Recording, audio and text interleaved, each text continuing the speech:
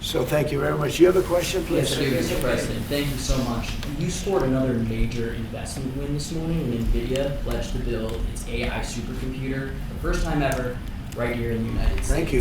Now that's a question I like. That's true. What is your reaction to this announcement, sir, and how will this positively benefit Americans across the entire country? Well, it's one of the biggest announcements you'll ever hear, because NVIDIA, as you know, controls that almost the entire sector, which is one of the most important sectors in the world, between chips and semiconductors and everything else. And they're the biggest.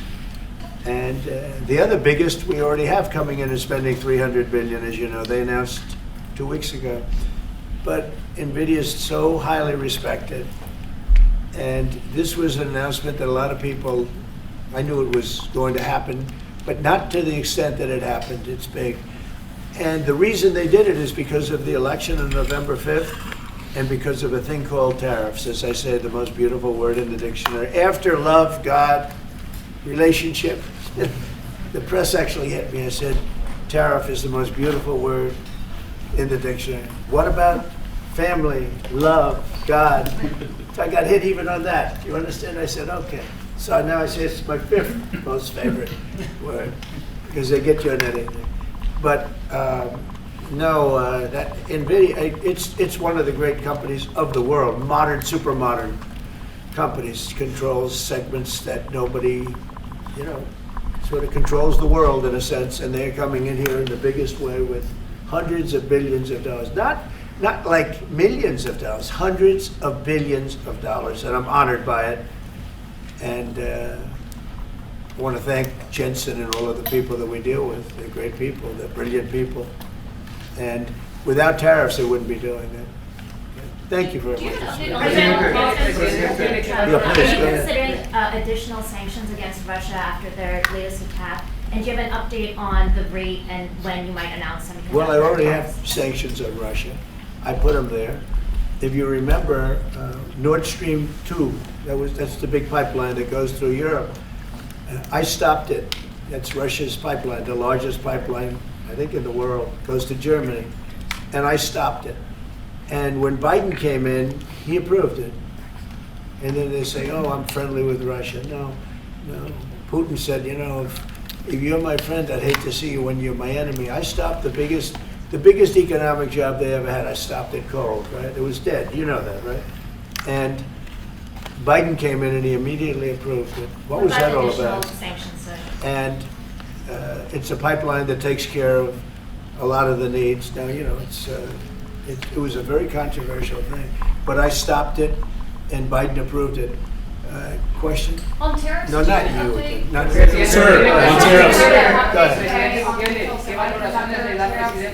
Pharmaceuticals? What? Semiconductor tariffs and potentially pharmaceuticals? Pharmaceuticals, we're going to do. We don't make our own drugs, our own pharmaceuticals. We don't make our own drugs anymore. The drug companies are in Ireland, and they're in lots of other places, China. And all I have to do is impose a tariff. The more, the faster they move in. The higher the tariff, it's very serious. It's inversely proportional. The higher the tariff, the faster they come. And we're going to be doing that. That's going to be like we have on cars. We have, as you know, a 25% tariff on cars. We have a 25% tariff on steel and aluminum. And that's what that category fits right now. Do you have a percentage in mind and a timeline? I have a timeline, not too distant future. And we're doing it because we want to make our own drugs. We're doing it because we want to make our own steel and aluminum, lumber, other things. And they're all coming in. We have record numbers, $7 trillion. Since I announced, like a month and a half ago, since I came in, we have over $7 trillion being invested in the country. We didn't have $1 trillion. We didn't have $500 billion with some of these guys. I didn't know what the hell they were doing. So we have the largest investment that we've ever heard of, and we're only 2 months in. And that'll continue at levels that you've never seen before. That's what's going to happen. And even the stock market's up today. It's we also, a lot of people didn't say it the way it was. We had the largest gain in the stock market in history. on every single category last week. That was a nice game because we were getting a little hit because people didn't understand the power of our economic, our country economically if you use it right. Do you have something to say on that, JD? Yes, sir. I mean, look, for 40 years we have lost manufacturing capacity, workers have seen their wages stagnate, and some of the most critical things that we need, from the pharmaceuticals, the drugs that we give to our children, the antibiotics that we give to our kids, to the weapons that we actually need to fight a war, if God forbid we had to fight a war, we don't make enough of that stuff. And so President Trump ran explicitly on changing that. Yes, as the president mentioned, it caused a little bit of disruption in the market, but I actually think over the long term, workers are going to benefit, stocks are going to go up, American businesses are going to benefit as we reinvest and reindustrialize our country. And the auto workers and the Teamsters and all of the unions, you know, not traditionally Republican, but I'm winning those unions by, what, 40, 50 points on the Democrats. They're losing everything. They're losing everything because they just have policies that are not believable. They fight for policies that are 5% popular, and nobody knows who the 5% are. I mean, nobody can find the 5%. But if you go back to Ohio, and by the way, we have the great championship team from Ohio coming in today, right? Very big day. And that's going to be a little bit later. And that'll be, if you want to stick around, I'll introduce you to some nice people. You'll see some very large people, right? You'll see some people that even you have not seen people like this.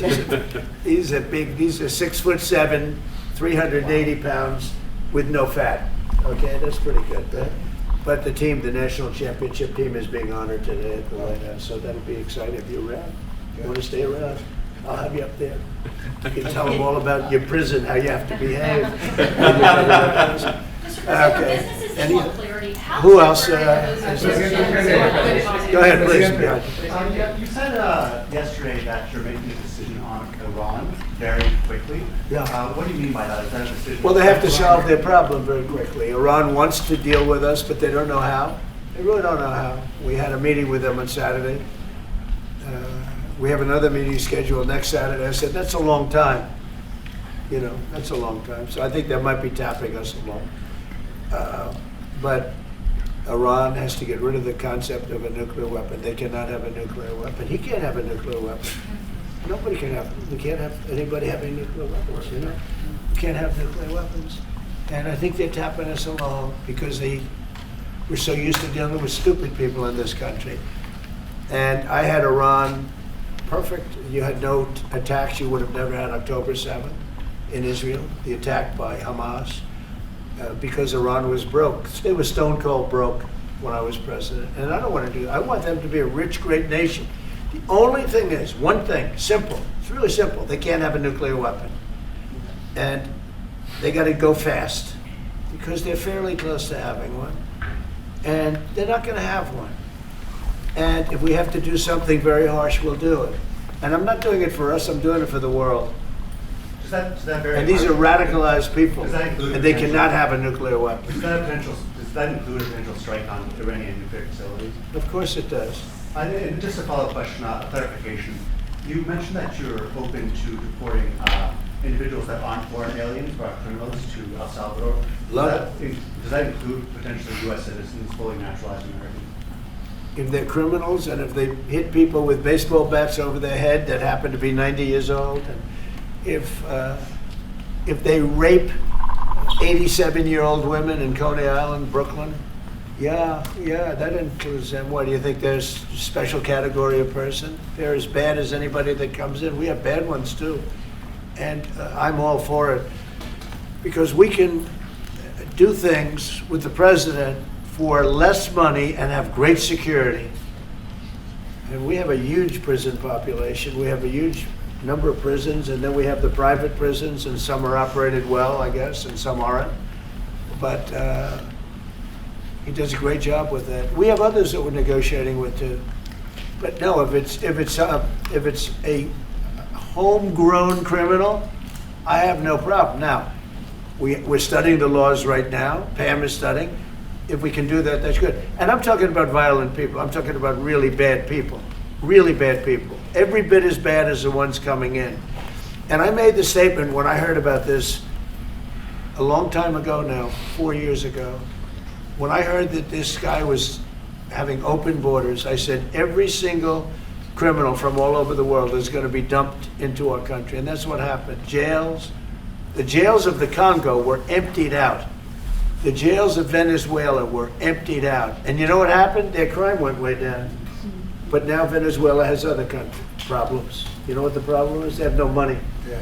Because I shut off their oil and we put secondary tariffs because they're not doing what's right over there. They know what to do.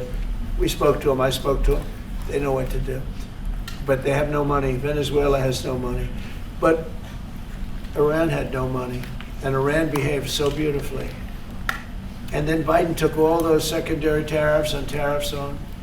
I told China, you can't buy oil. If you buy oil from Iran, China, I told it to President Xi, then we no longer want you to do business with the United States of America. And those ships disappeared from that harbor so quickly. China. Get along great with China. Are the talks with Iran productive? Do you want to continue that?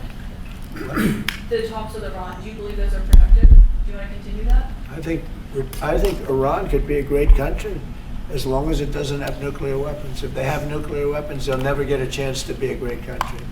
They will never get a chance. It won't even come close. Sir, on tariffs. Yeah. Yeah, thank you. Yesterday you mentioned short-lived product exemptions. Which specific products are you considering and how long is short-lived? Weeks, months? I'm looking at something to help some of the car companies where they're switching to parts that were made in Canada, Mexico, and other places. And they need a little bit of time because they're going to make them here. But they need a little bit of time. So I'm talking about things like that. What about any Apple products, other cell phones? Look, I'm a very flexible person. I don't change my mind, but I'm flexible. And you have to be. You just can't have a wall and you'll only go. No, sometimes you have to go around it, under it, or above it. There'll be maybe things coming up. I speak to Tim Cook. I helped Tim Cook recently, and that whole business. You know, I don't want to hurt anybody, but the end result is we're going to get to the position of greatness for our country. We're the greatest economic power in the world if we're smart. If we're not smart, we're going to hurt our country very badly. We lost with China over the Biden years trillions of dollars on trade. Trillions of dollars. And he let them fleece us. And we can't do that anymore. And you know what? I don't blame China at all. I don't blame President Xi. I like him. He likes me. I mean, you know, who knows? Who the hell cares? Do you have any updates on talks But you know with what? China? What? Do you have any updates with talks with China? No, let me sir, just over tell the- you this. I don't blame China. I don't blame Vietnam. I see their meeting today. Is that wonderful? That's a lovely meeting. They're meeting, like trying to figure out how do we screw the United States of America. Don't forget, the European Union was formed to do just that. The European Union was formed to hurt the United States and on trade. And they get us on NATO because they don't pay their bills. But now, since I got involved, they have been paying their bills. I took in over $600 billion for NATO. Nobody took in anything. I mean, they were all delinquent. They had 8 nations out of 28 paid their bills. The rest of them were way delinquent. And I said, if you don't pay your bills, we're not going to protect you anymore. And the money poured in over 600. The Secretary General last week made that statement. He said, I've never seen anything like it. We couldn't get anybody to pay because the United States was footing the bill for NATO. Well, we got hurt there, and we got hurt on trade, likewise, European Union. And they've got to come to the table. And they're trying to. They're trying to. But the European Union has taken terrible advantage. They don't take our food products. They don't take our cars. We have millions of their cars, BMW, Volkswagen, Mercedes-Benz, many others. They come in by the millions. They don't take, there are no Chevrolets in Munich, I can tell you that. I said to Angela Merkel when she was there, as she was letting millions of people infiltrate Germany, which was not so good from, we would call them illegal immigrants, but she made them legal. But I said to her, and I got along with her very well, I said, how many Chevrolets do we have in Munich or Frankfurt? Why, none, Donald, none. I said, you're right. and yet we take in millions and millions of cars. No, those days are over. How long do you Okay. think the exemption? Thank you very much, everybody. Thank you guys.